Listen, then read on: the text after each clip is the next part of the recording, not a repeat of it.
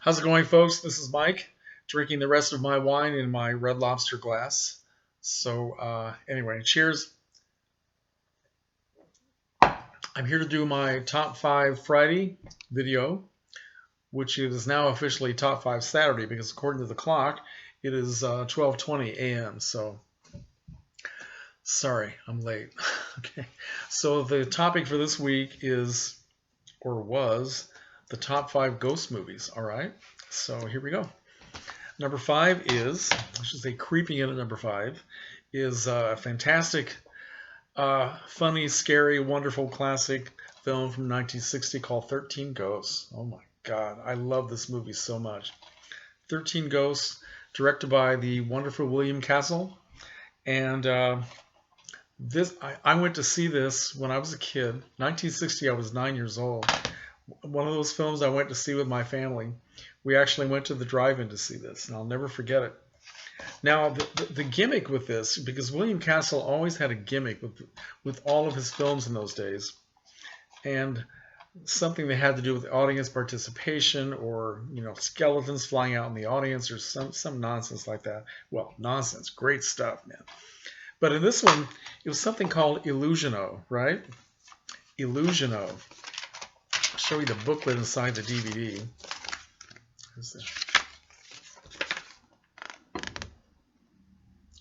Illusiono meant that whenever the ghosts come on the screen, you're supposed to pick up this little card, right? The ghost viewer.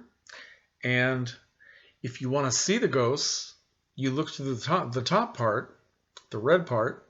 And if you're scared, a coward, and you don't want to see the ghost, then you look through the bottom part. So who in the world is going to look through the bottom part? Nobody. Now, the thing about this, when my dad drove our car into the drive-in, they didn't hand us any of these. We didn't even know we were supposed to get them. So we could just barely see we could actually see the ghosts in the movie. You don't necessarily have to have these. You can see the outline of the ghosts, and they're somewhat visible and really kind of spooky, and you can also hear them. So it was still fun to watch. But now, even though I'm no longer a kid, well, officially, I can now see them the way they're supposed to be seen. So this is all about a family that the father of the family, played by Donald Woods, the mother is played by Rosemary DeCamp. And they have 2 kids, Charles Herbert and Joe Morrow. And the dad inherits this old house from an eccentric uncle who was a doctor. I think his name is Zorba, Dr. Zorba. So they also find out that they've inherited a house full of ghosts and a really creepy housekeeper played by none other than Margaret Hamilton from The Wizard of Oz, looking very much like the Wicked Witch of the West in some kind of retirement position. But she's also a medium, so there are seances involved and all kinds of weirdness. And it has a lot of comedy, but it also has a lot of scares. And Charles Herbert is a kid actor who was a terrific little actor of the time. So it kind of focuses on him. He was sort of like the Will Robinson of this movie, right? He's the one who has most of the adventures and starts discovering things. And Martin Milner is also in it. Martin Milner from Route 66. And it's just a really fun movie and one of the William Castle classics. And I'm very happy to have this. So that's my number 5. Could easily be number 1, quite frankly. And my number 4, this is a complete departure. There's nothing comedic about this film. This is Pulse. It's an Japanese film. The Japanese title is Kairo, Kairo, and this was released in 2001, directed by a guy named Kiyoshi Kurosawa. And this was the first Asian horror film that I saw, and I just recently got into these in the last couple of years. Got turned on by a guy that I used to work with who really knows all about Asian horror, and also by my friend Dave Koenig, who also knows a lot about Asian horror and has given me several films. So it's opened up a whole new world for me of imagery and themes that I just never knew existed.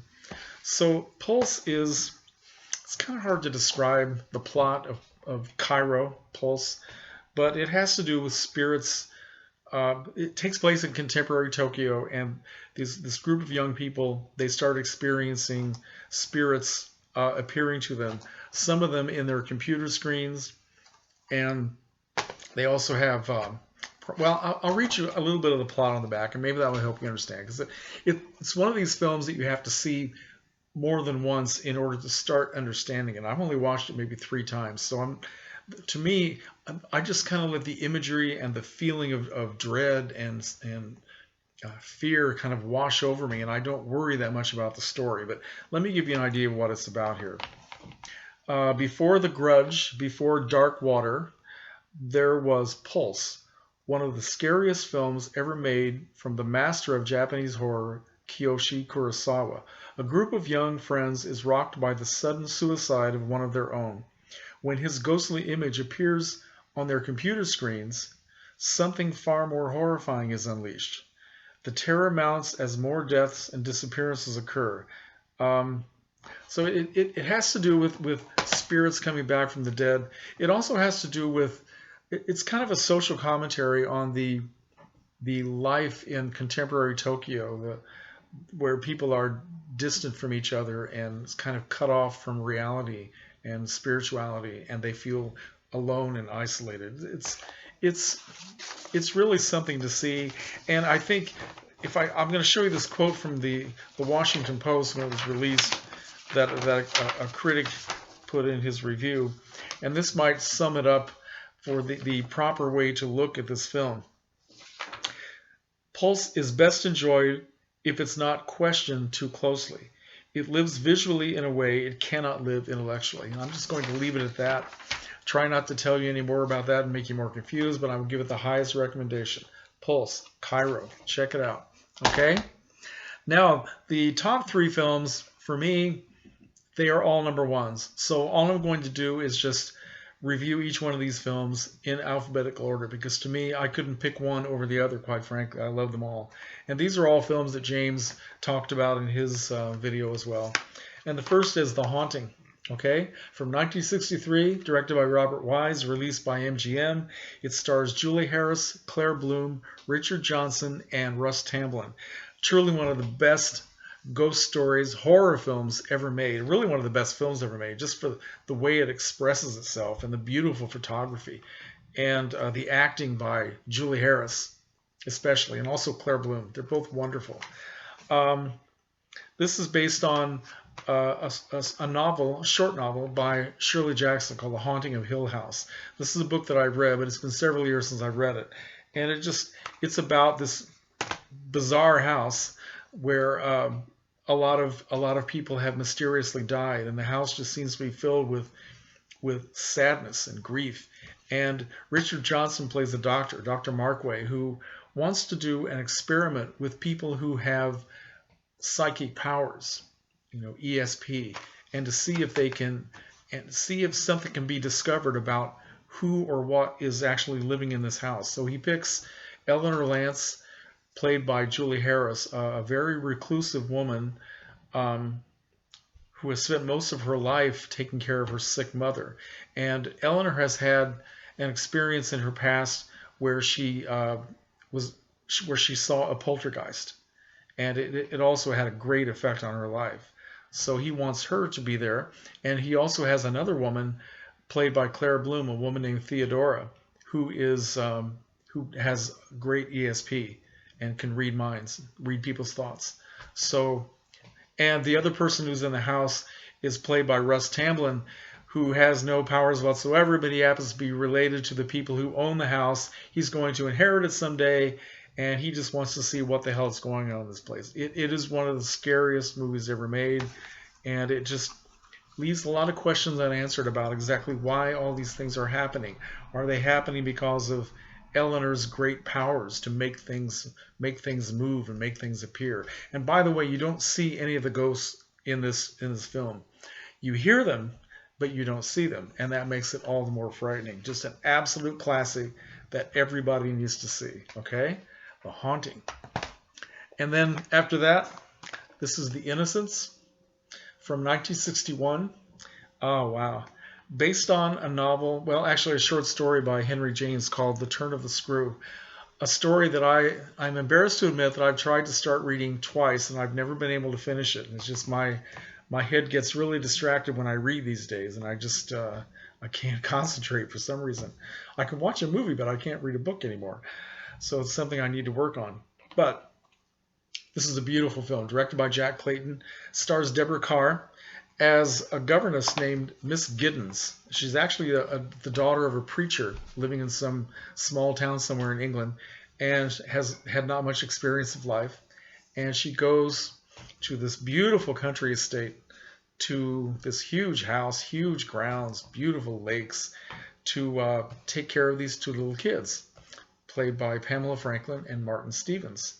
And so she falls in love with these children and with the location, but she starts seeing things and hearing things and imagining things. And as she finds out more and more about what has occurred in this house with the former governess and the man who used to be the groundskeeper, and what was going on between the two of them, and their involvement with the children, Miss Giddens her imagination really starts to work on her, and she sees and hears apparitions, she hears voices,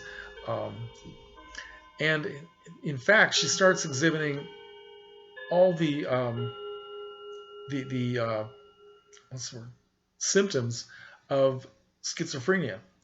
She's seeing people that nobody else can see. She's hearing voices that nobody else can hear.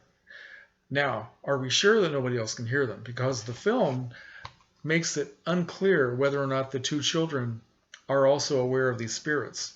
Makes it totally unclear. And that makes it even more frightening, because the people watching the movie can see and hear everything that Miss Giddens can see and hear. We don't know for sure if anybody else can. Maybe the children are, Miss Giddens thinks that these spirits are coming back to involve these children in some kind of evil psychosexual obsession, right? And that's what she's trying to save the children from these evil spirits who want to use them. And the children, Pamela Franklin, just a beautiful young girl. I think she was maybe 10 years old when she made this film, 9 or 10. Gorgeous little girl. Just had this look on her face as if she were 26 and she knew everything about life and everything about the world, And the little boy, Martin Stevens, was the same way. He just seemed like he was a mature man in a little boy's body. So it almost made you believe that everything that Miss Giddens was imagining in her mind about what might be happening to these kids was really happening. But again, the film doesn't make it completely clear. So by the end, we're almost as mixed up as she is. It's a wonderful film, fantastic black and white cinematography, one of the best ghost stories ever made. Highly recommended. And finally, coming in at number 1, but only because it has, the letter U, but it's still a wonderful film, The Uninvited, from the year 1944, released by Paramount Pictures, directed by Lewis Allen. It stars Ray Milland, Ruth Hussey, and a beautiful young actress making, I think, maybe her second or third film, named Gail Russell. Okay, now this is all about a brother and sister played by Ray Milland and Ruth Hussey. They're on vacation and they find this, I think it's in Cornwall, beautiful section of England, and they find this beautiful old house on a hill that's empty, and they go inside and they just completely fall in love with it, decide to buy it, not knowing that the house has a ghost. And we soon find out that the house has 2 ghosts. So this is a movie that has a lot of witty dialogue that is at times kind of funny, but it is also a very serious ghost story, which in that time was not very common unless it was coming from Universal Studios. This was done by Paramount. They were not known for doing horror films, but it's a beautifully made film, and you do get to see the ghost in this one, and it's really this apparition that floats. It's like a bunch of mist. It's got a woman's face, and it's very, very scary. The woman's face, the ghost, was I think I'm pretty sure I'm right about this. They used an actress named Elizabeth Russell, who was a supporting actress in in several horror films of the era, including Cat People. She was in that one. She was in The Curse of the Cat People, and also in The Seventh Victim. 3 of the Val Lewton horror films made at RKO. Very striking looking woman. Perfect for a ghost.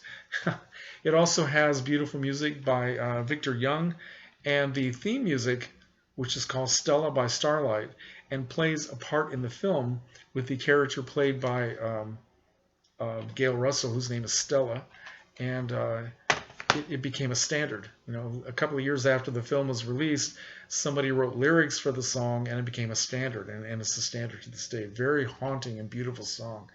It's a very romantic film, but it has a lot of scary moments, and highly recommend it. It's out on Criterion, as is The Innocents, and I believe The Haunting also is out on a Criterion release now. I don't have that, but it might be worth getting. So anyway, those are my top 5 ghost stories.